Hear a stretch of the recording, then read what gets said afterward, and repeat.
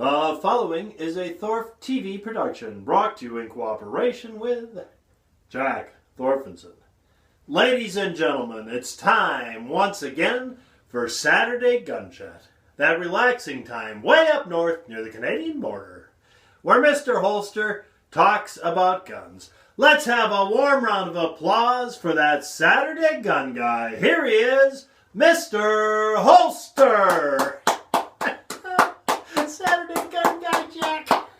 That kills me all the time because that guy's such a big putz. I tell you, he's... Oh, Mr. Holster, hey, that's me. Hey, howdy, Parja, it's me, Mr. Holster.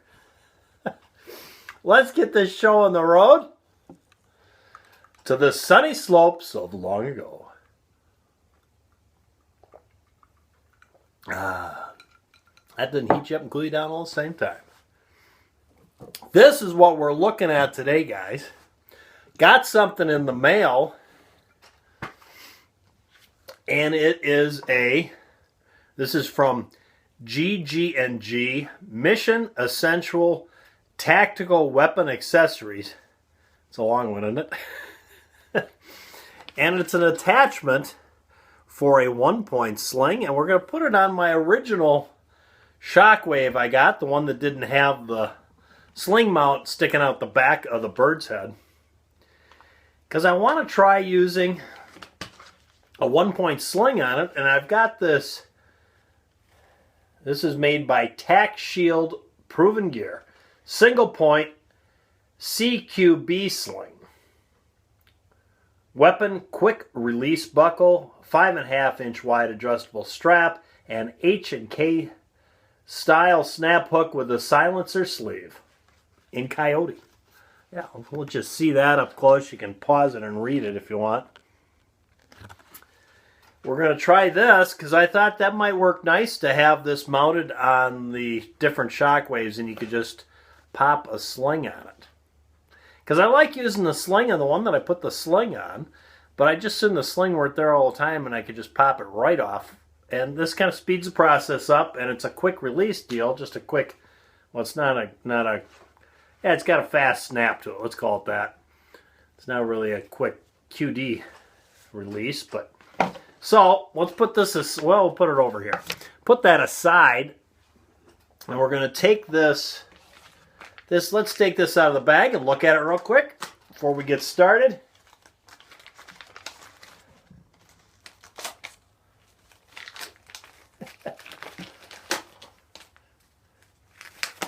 Okay.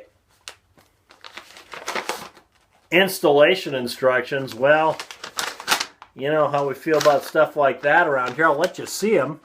You can maybe pause and read it if you want, but we don't need any installation instructions. That's all there was in the bag. That and the actual mount, which we'll let you see.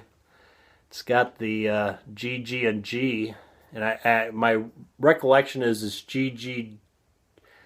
GGGAZ.com is the website. See if it says on here. And, oh, gee, Mr. Holster remembered something for once.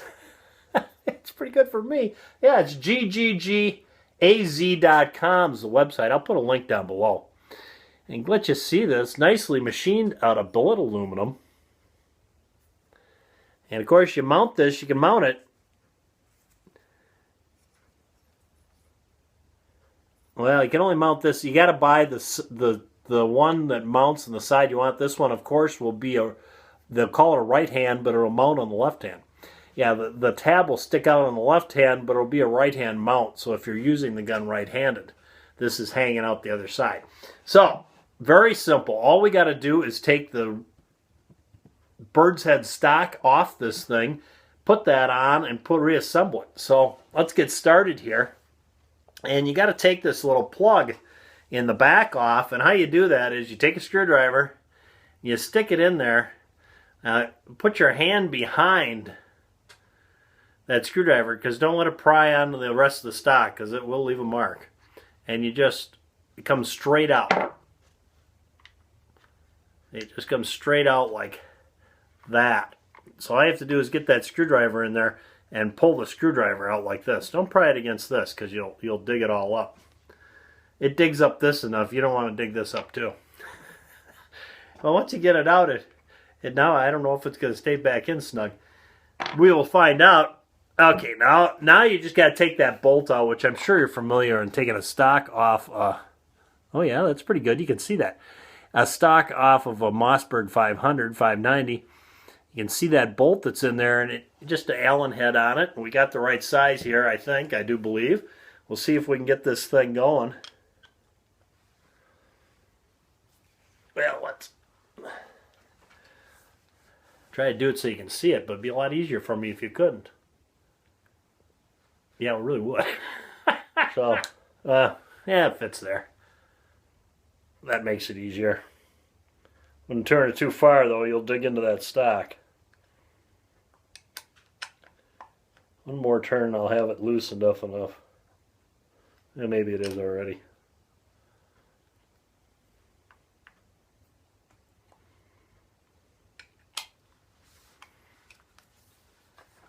Shouldn't have worn a black sweatshirt. It's been easier for you to see it. Try to get it out this way.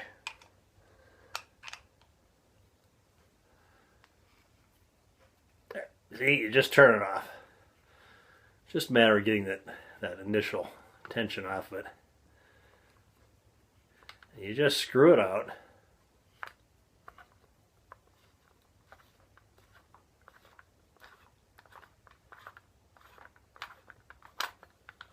There we go. That whole thing comes out like that. Isn't that nice? There you go. Take a peek in there. We got that. There's a washer in there still. Okay. So, here's what you got. You can see the back end of this. And this should look the same, right? Yeah, pretty familiar. Pretty similar. So all we got to do, this piece here, is going to go on there. It's just going to fit like a filler in between. Nothing to it. Then this goes right back on there. Then this goes in here. And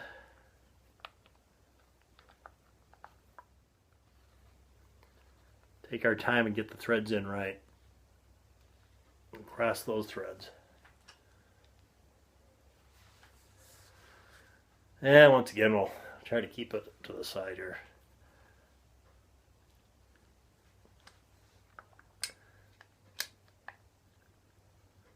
Before we tighten it up all the way, let's take a peek, see if we like how it's sitting. Yeah, not really. I don't think we're going to have a lot of options on that, though. It's going to look a little bumped off the... But it's not tight yet. It's not tight yet on the top, so maybe when we get it tightened up, it'll look a little better. Not bad. It's not bad. Always like to, before I tighten it up and am done, because I don't like to untighten and start over again, make sure it is the way I want it and feels all right, and that I'm happy with it. And it's a little different, but it's all right. You do end up with a little gap right down here. This little bump here is part of the trigger housing of the trigger group, that polymer trigger housing, and it's designed like that because it basically holds the stock in place. If the stock, if that weren't there, the stock could possibly turn back and forth. The insert here, I'm going to take it apart so we can look at this again, because I want to talk about this, because I'm seeing something I don't like. And I hate to be picky at all, but it is a firearm, you know. We're not talking about a typewriter here. If something goes wrong, it doesn't. Yeah, it could be not be good. So take that apart. Get this bolt out of here. The two washers. Okay, here we got the Shockwave stock, and let's look at that. You see the round part, that's the plastic insert that goes into the receiver. And this round part on the bottom is the part that goes over the trigger guard housing on the receiver. And that's what holds it in place. If that trigger guard housing didn't fit in that round part down there, you just have the round part that fit in the receiver that's basically a washer. It's round and it turns. It's that trigger guard, rounded trigger guard part on the bottom that keeps the stock from being able to turn like this. That and the tension you put on the bolt, obviously.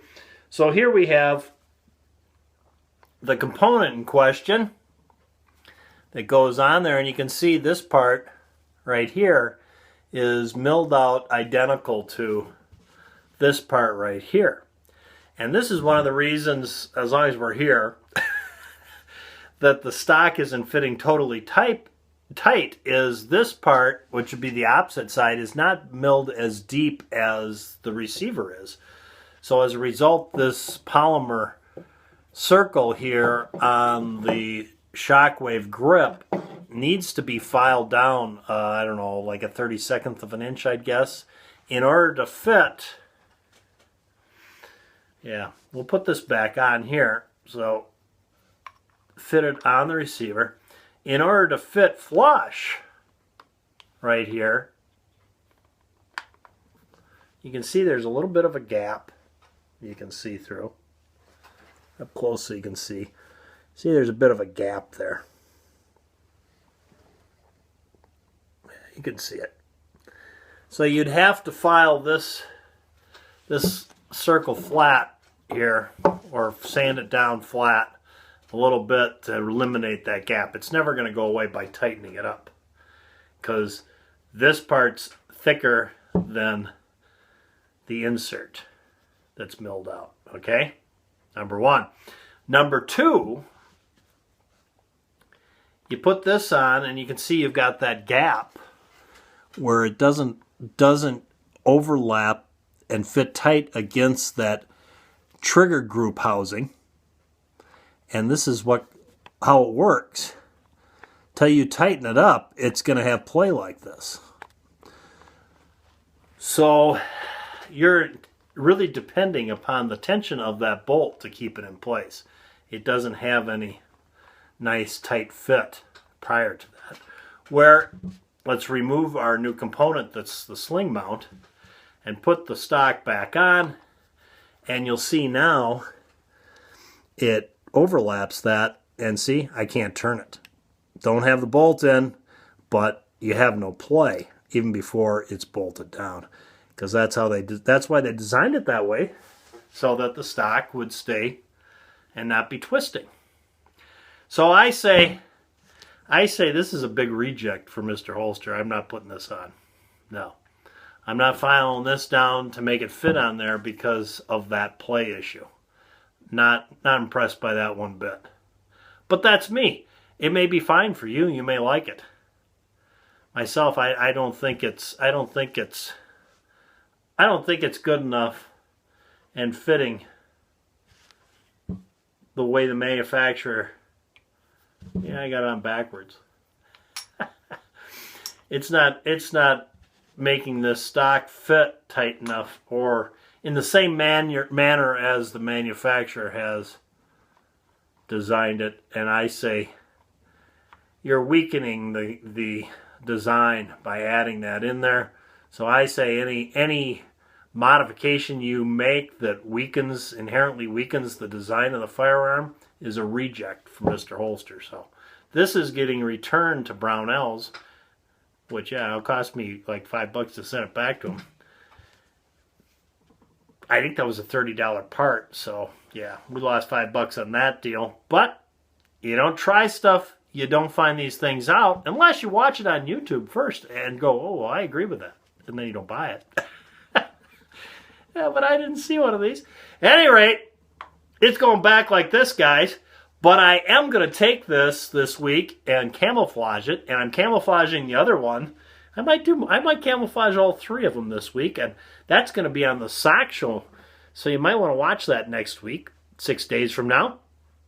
It'll be the Shockwave Paint-a-thon, or whatever I call it. Yeah, there you go, guys. There's the review. I will say, though, that I do like this sling a lot. It's not going back. I think I'll just use this on my Vepr because I really like this sling. Nice sling for $20. A step up from my my other one on the Vepr, and I bought that one because it was $9 from Midway USA, and I just want to try a single point sling. And yeah, I can live with a single point sling. I don't like them as well as the normal sling, but I can live with it, and I like it on the Vepr. I think I'll put this one on the Vepr. It would be a little nicer sling than the other sling. So there you go.